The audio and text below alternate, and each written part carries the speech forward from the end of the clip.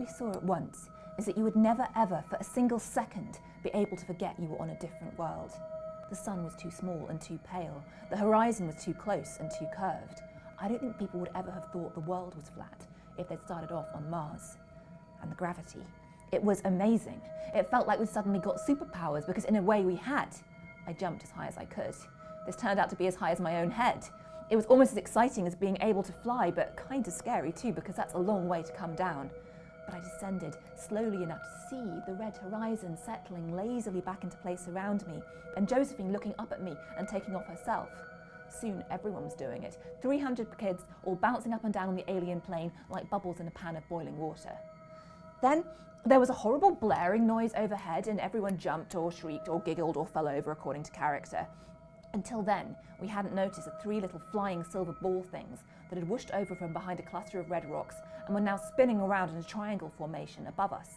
They shouted in one deep, annoyed American voice, "You will get in a line! You will be silent! You are all Exo Defense Force cadets now! You will act like it!"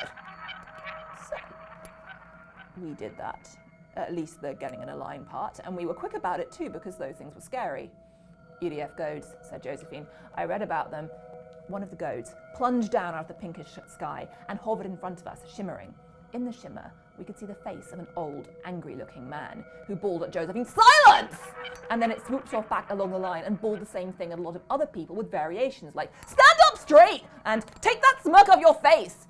And one of the other goads swept along behind it, translating into various languages and sounding just as furious whether it was yelling, "Silencio!" or "Chenmo!" even though it was automated. A large, strange shape was emerging over one of the hills. Something huge and black with 4 legs, a bit like a horse, and a bit like a dog, and a bit like a monkey, except that it didn't have a head, because being a robot, it didn't need one. Astride its back was the man whose face we'd seen in the goad. He was actually a robot himself from the knees down. You could see this because even though he had to be at least 75, and even though we were on Mars and it was chilly to say the least, he was wearing very short shorts. He looked down at us from his steed, which you almost expected to rear dramatically against the skyline. "I am Colonel Dirk Cleaver!" He was very loud, even louder than Carl, but even if he hadn't been, the 3 little goads which were now whirling above him amplified his voice all over the Martian plain. "And there are some things you should know about me," he went on just as loudly. "I never wanted to wind up stuck on this rock babysitting the likes of you because some sniveling pen pusher thinks I'm too old to fight. But since I am here, by God, you will become the finest fighting force of 7 to 16-year-olds the world's ever seen! Those invisible scumbuckets will quail in terror of you. But first, you will quail in terror of me!" I was already quailing. Maybe not quite in terror, but certainly in general, "Oh God, what is thisness?" I sneaked a glance at Josephine. She was not quailing at all, but she was staring into the distance in a resigned kind of way, as if she was sizing up what the next 4 years were going to be like. Dirk Cleaver pointed. "There are your barracks. I want you back out here in uniform in 20 minutes. For a moment, he looked vaguely disgusted. "The civilian robots will show you what to do." He didn't sound as if he thought much of the civilian robots. I was still keen to see what they'd be like, though the thing the Colonel was riding was exciting enough to be going on with. He shouted, "Yah!" and the thing responded just as if it had been an animal. It charged down the hill with him sitting easily upright astride it. The headlessness was even creepier when it moved. It could go in any direction without hesitating or looking where it was going. Sometimes, when there was a big rock or something in the way, it would go straight from galloping like a horse to moving sideways like a crab.